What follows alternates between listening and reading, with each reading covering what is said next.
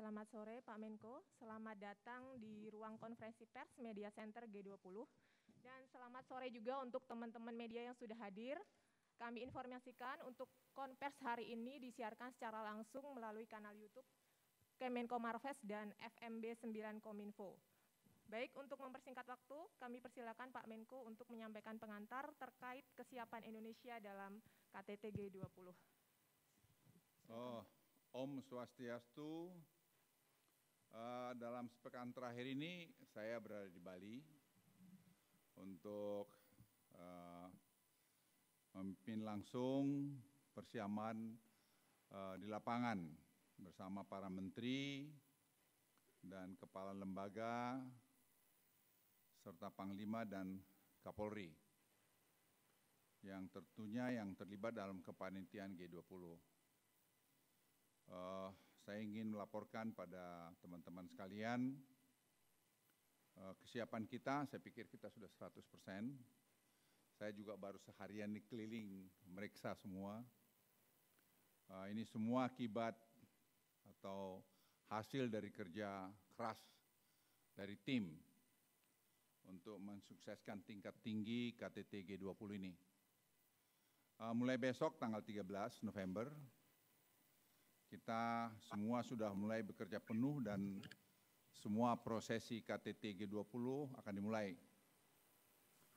Beberapa kepala negara dan delegasi akan mulai hadir dan berdatangan ke Indonesia dengan mengusung prinsip inklusivitas, dan G20 akan melibatkan lebih dari 3.443 delegasi dan 17 head of state atau head of delegation anggota G20.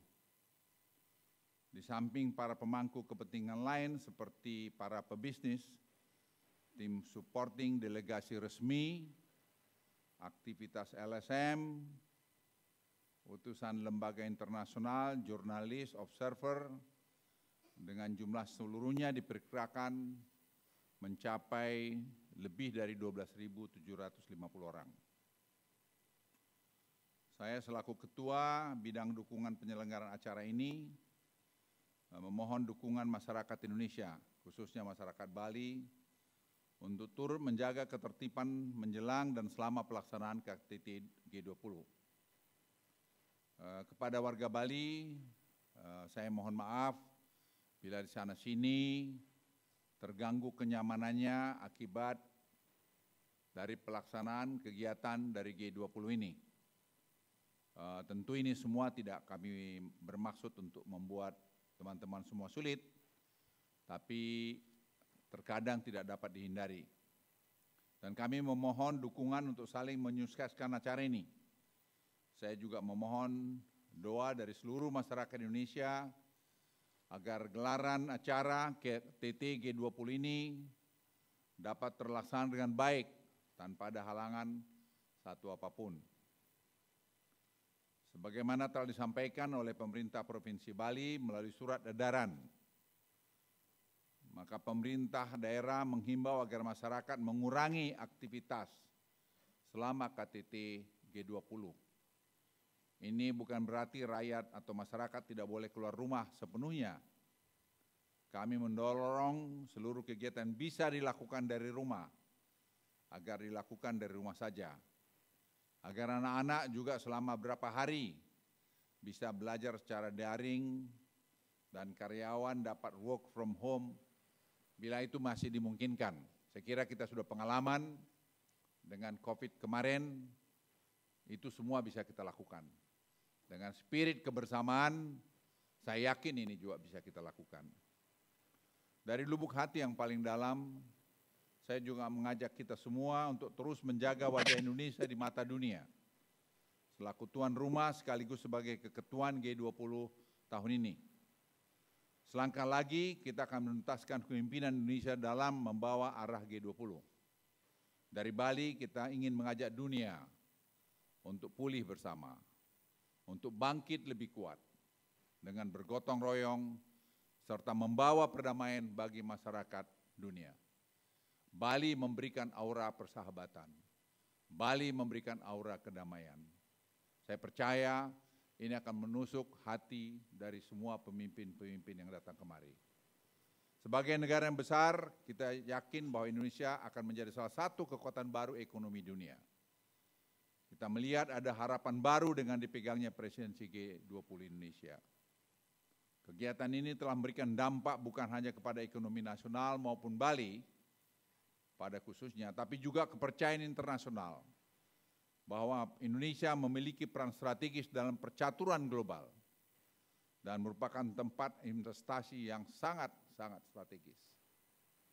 Ini terlihat dari banyaknya permintaan untuk bilateral dengan Presiden Joko Widodo dan permintaan juga Presiden Joko Widodo untuk mengatur pertemuan-pertemuan bilateral.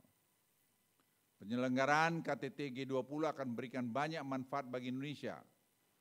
Diperkirakan kontribusi G20 mencapai 533 juta dolar atau sekitar 7,5 triliun rupiah terhadap produk domestik bruto Indonesia pada tahun 2022.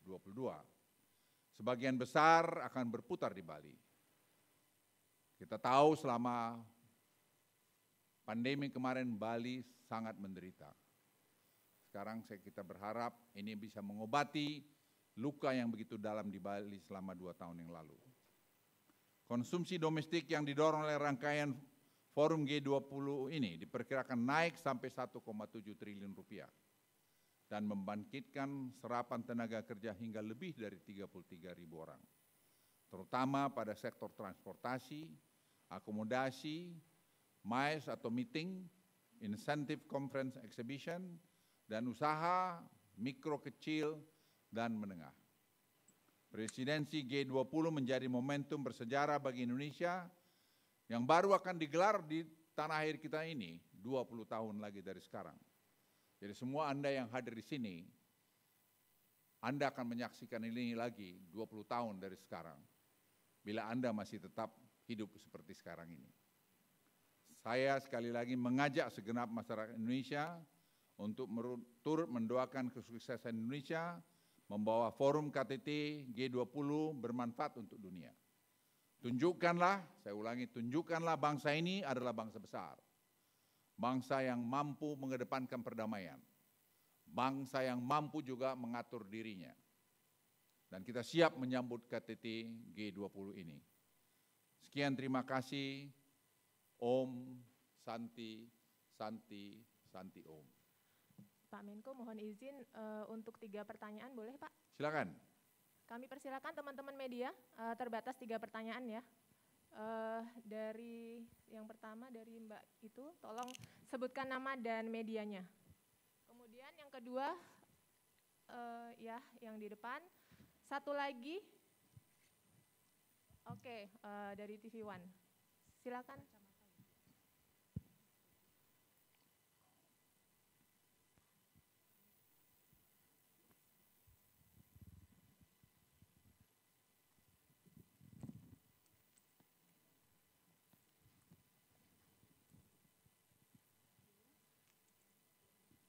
Selamat sore Pak Menteri, saya Gracia dari kantor Berita Antara. Maaf, saya kurang dengar, boleh buka masker? Oh baik. Ya. Selamat sore Pak Menteri, saya Gracia Simanjuntak dari kantor Berita Antara. Ada kekhawatiran KTT 20 tidak akan menghasilkan komunika bersama. Bagaimana Indonesia mengantisipasinya Pak? Tidak melahirkan apa? Tidak akan menghasilkan komunika bersama. Bagaimana Indonesia Sebenarnya kalau kita lihat jujur, belum pernah saya kira G20 situasi dunia sekompleks sekarang ini. Kalau pada akhirnya nanti tidak melahirkan leaders komunike, menurut saya ya sudah, tidak apa-apa. Tapi banyak hal, saya kira saya defend lebih dari 361 titik yang kita hasilkan. Berbagai macam, dan itu billion of dollars kalau dihitung dari segi ekonomian. Baik itu dalam bidang kesehatan maupun dalam bidang decarbonization, banyak hal lain yang bisa kita capai. Misalnya juga membangun kerjasama mangrove restoration, banyak area lain yang saya kira kita cover di sini. Jadi saya melihat ya leaders communicate itu sangat penting, tetapi lebih penting lagi yang konkret yang kita bisa lihat hasilnya dari pertemuan negara-negara anggota G20 ini. Ya kita masih berharap ada beberapa waktu ke depan mungkin ada komunike yang bisa keluar, tapi kalau tidak ya itulah keadaannya. Tapi paling tidak selama pertemuan ini kita bisa membuat suasana itu lebih baik. Silakan. Terima kasih, Pak.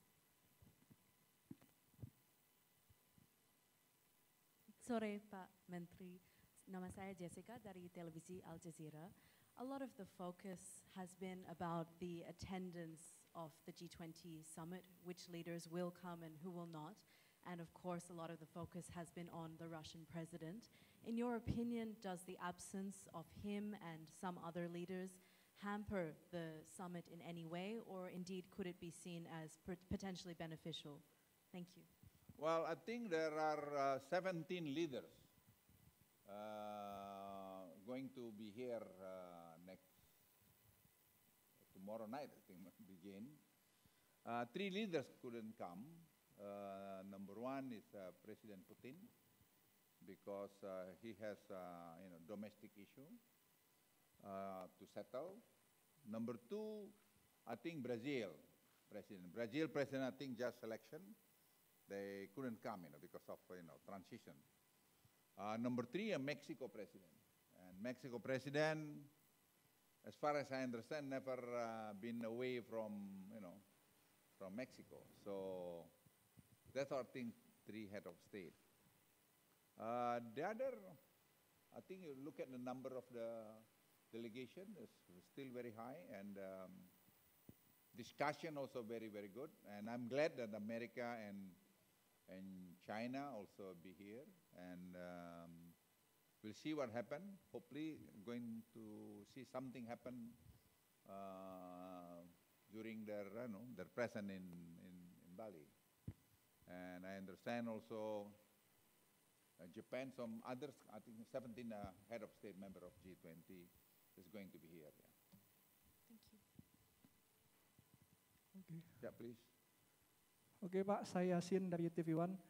Pak Menko, yang pertama Pak, untuk pertemuan bilateral yang sudah diminta sama negara lain, itu kan katanya ada sekitar 17 semuanya minta itu Pak. Nanti untuk pertemuan bilateral dengan Presiden Jokowi yang diminta itu seperti apa? Apakah Pak Presiden sudah mengakomodir semuanya 17 itu Pak dengan waktu yang sangat singkat?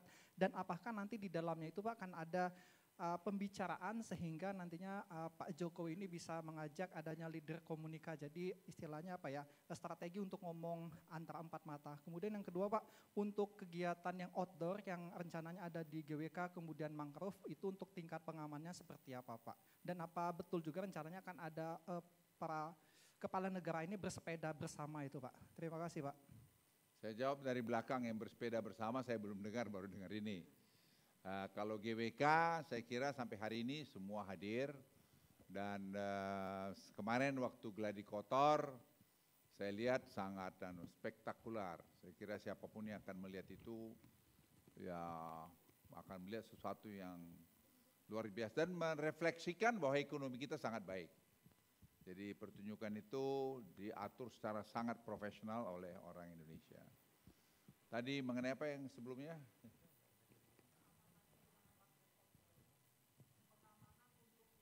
Pengamanan saya kira kita berpengalaman, ya kita berdoa untuk tidak ada apa-apa, tapi overall saya kira pengamanan sangat baik dari pihak kepolisian maupun dari TNI, dan kita saya kira sudah mulai mengaktifkan face recognition kemarin digelar, dan itu kita bisa catch orang yang masuk di airport, di pelabuhan maupun nanti di tempat-tempat lain. Jadi langsung kemarin saya minta dipraktekkan bisa menarik, dan itu memang jadi privacy kita enggak ada ya, karena semua kalau mau dilihat siapa orang ini, di mana orang ini, handphone, GPS ada kemana. Jadi saya kira pengamanan enggak ada isu. Koordinasi dengan secret service dari berbagai negara saya kira berjalan dengan baik. Tidak bisa kita akomodasi semua maunya mereka, Tapi ada juga some extent kita bisa paham. Tapi karena saya juga pengalaman dulu waktu saya masih aktif, memang ada SOP, Standing Operation Procedures, yang orang harus menghormatin itu. Jadi negara kita ini juga tidak bisa diatur-atur siapapun. Jadi semua ada. Jadi apa yang berlaku internasional itu menjadi pegangan kita. Terus apa lagi tadi pertanyaan? Pertemuan bilateral itu saya kira saya belum mau mendisclose, tapi saya kira cukup bagus. Ada nanti pertemuan mungkin yang sangat strategis. Kita tunggulah 2 hari lagi, ya kejadian dulu baru kita ngomong.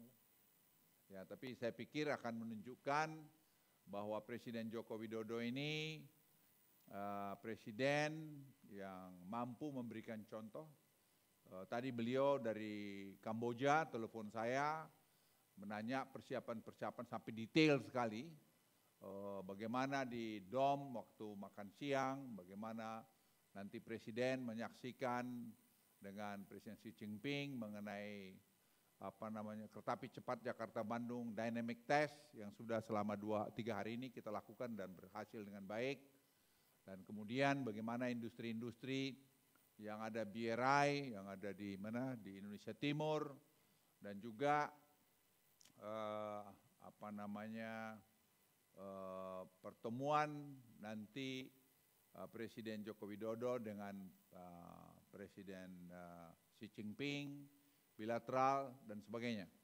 Overall saya kira persiapan-persiapannya saya lapor tadi Presiden, ya saya bilang 100%, nanti terlalu tidak pas, tapi 99% lah sudah siap. Jadi by tomorrow ya kita bisa klaim sudah 100% ya siap.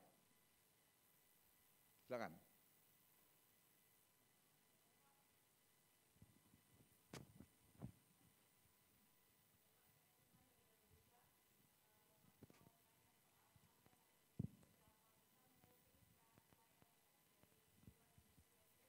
Apanya pelayanan?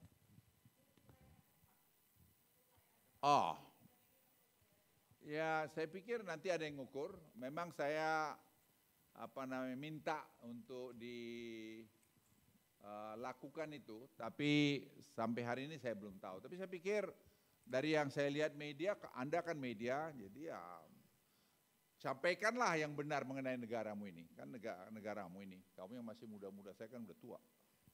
Jadi apa yang kalian buat ini ya dampaknya kan kalian, saya hanya mentoring aja. Ya saya pikir sangat banyak karena ya semua yang interview saya, baik dari BBC maupun dari New York Times atau dari mana lagi banyak itu, semua mengapresiasi ekonomi kita dan mengapresiasi leadership Presiden Joko Widodo. Dan tadi dari berbagai delegasi yang datang meninjau, saya iseng tanya juga, seperti dari Itali, dari mana-mana. Mereka bilang, ya I cannot say with my we admire so much this preparation. Kayak gitulah. Jadi ya, kita lihatlah sampai nanti tanggal berapa? Tanggal 16 sore atau 17 pagi. We are very confident about this and we are preparing the best we can do it. Silakan. Baik Pak, mungkin karena keterbatasan waktu kita cukupkan Pak. Oke, terima kasih. Saya mohon doa Anda semua dan banggalah kau jadi orang Indonesia. Terima kasih. Terima kasih Pak Menko.